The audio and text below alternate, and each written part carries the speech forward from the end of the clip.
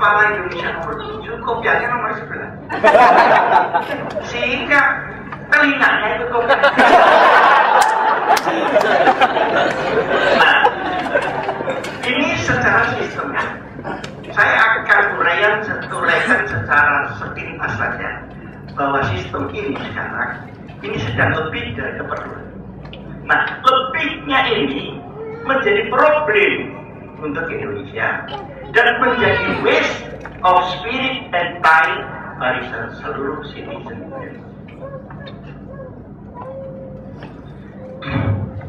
Saya akan mengambil contoh bahwa Indonesia presiden, tetapi kabinet rasa parlemen.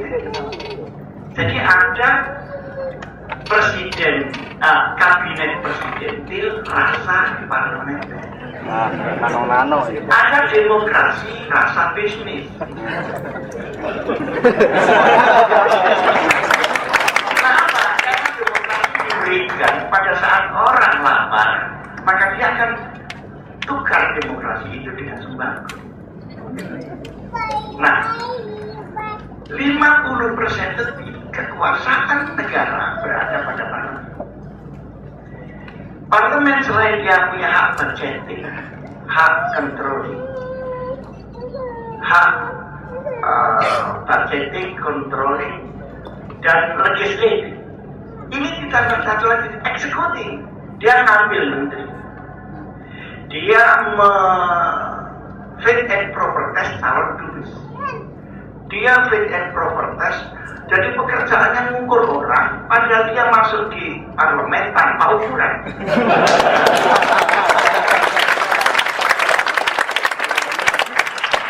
Tidak ada standarisasi orang masuk di sini. Tahu-tahu dia mengukur. Jadi seperti penjahit, ngukur tapi nggak pakai meteran. Jadi cuma hilangin ini.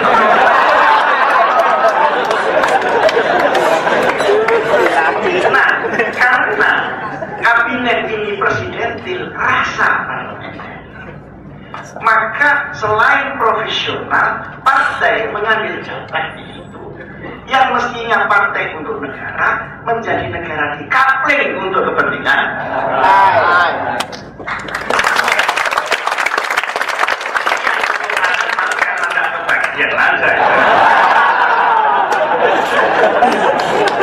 Jadi kita lebih mundur dari Abraham Lincoln. Waktu Abraham Lincoln yang ratusan tahun yang lalu, my loyalty my party ends when my loyalty to my country begins. Sekarang tidak ada pengkaplingan kekuasaan negara dalam perempuan. Nah, hubungan antara legislatif dan eksekutif itu juga tidak sehat. Legislatif sendiri, tapi dia mengambil eksekutif. Tapi kalau eksekutif dipanggil, itu dimarahi terus oleh DPR yang tidak pakai ukuran kita. Dan sering usul belum dijawab sudah pulang. Nah, sistem ini masih terputus dengan sistem antara pusat dan itu otonomi. Karena masing-masing stelsel ini dipilih oleh raja, maka masing-masing menjadi raja sendiri-sendiri. Sehingga keputusan-keputusan menteri dengan gampang dimodulir oleh bupati-bupati setempat berdasarkan peraturan daerah. Jadi tidak ada Indonesian incorporation, tidak ada integrated Indonesia. Nah, seperti ini, kalau ada apa-apa, nggak ada yang tanggung jawab. Karena pecahan-pecahan ini semuanya, kekuatan-kekuatan itu, maka tidak ada aliansi idealis, yang ada aliansi pragmatis sesaat yang instan. Inilah salah satu faktor kenapa deradikalisasi terus mengalami hambatan di Indonesia. Karena penguasa itu lebih senang berpikir full daripada berpikir ideal. Bagaimana Pancasila, bagaimana Undang-Undang Dasar, dan bagaimana kebangsaan. Mestinya aliansi itu strategis menjadi aliansi pragmatis.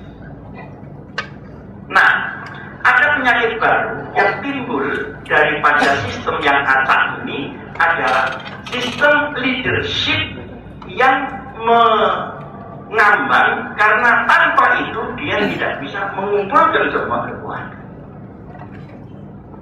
Akhirnya politik pencitraan lebih dikedenakan daripada politik jasa dan politik aman.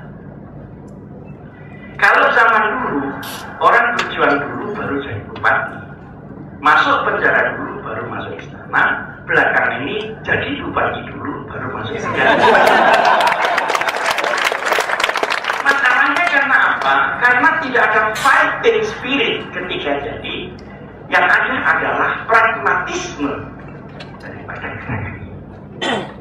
Ini melahirkan leadership seperti itu dalam keadaan Indonesia yang miskin. Nah, dalam keadaan grassroots yang miskin, dia tidak bisa menjangkau masalah demokratisasi yang terlalu tinggi, karena yang diperlukan hari itu sembako, bukan idealis.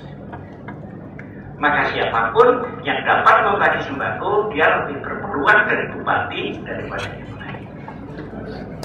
Ini yang saya sebut demokratisasi yang semula ideal menjadi industri demokrasi. Nah, sekarang saudara-saudara mau balik dari sini ke Indonesia, mau bangun Indonesia dalam keadaan sistem, leadership, dan kondisi masyarakat seperti yang saya katakan itu. Sekarang dalil-dalil itu sudah jarang didengar orang. Oleh karena mau balik tergeser oleh artis. Ariel ini lebih terkenal.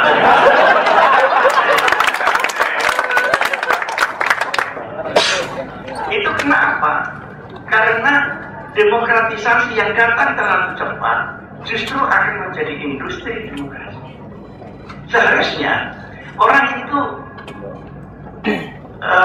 kenyang dulu, cukup makan, cukup papan, cukup pendidikan, cukup perlindungan hukum misalnya, maka demokrasi akan datang natural. Tetapi kalau ini ditumpahkan di dalam kondisi yang begitu miskin, maka yang terjadi seperti yang kita lihat sekarang.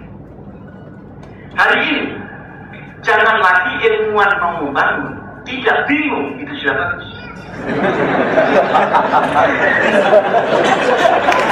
Ini Bapak dan Ibu bisa menyaksikan. Insya Allah di Indonesia itu sekolah yang bagus harganya mahal, yang tidak bagus ingin mahal. Orang tua membanting tulang untuk membiayai, tapi kalau keluar, insya Allah mereka menganggur secara berjamaah. Nah, banyak anak-anak kita di luar negeri tidak mau pulang, tapi hikmahnya ada, lalu jadi dokter ya, karena tidak pulang-pulang. Nah, disebabkan karena ini gelap. Oleh karenanya, kalau Anda mau pulang, tidak boleh hanya berpikir bagaimana saya datang sebagai ilmuwan. Anda harus datang ke Indonesia sebagai pejuang, bukan hanya sebagai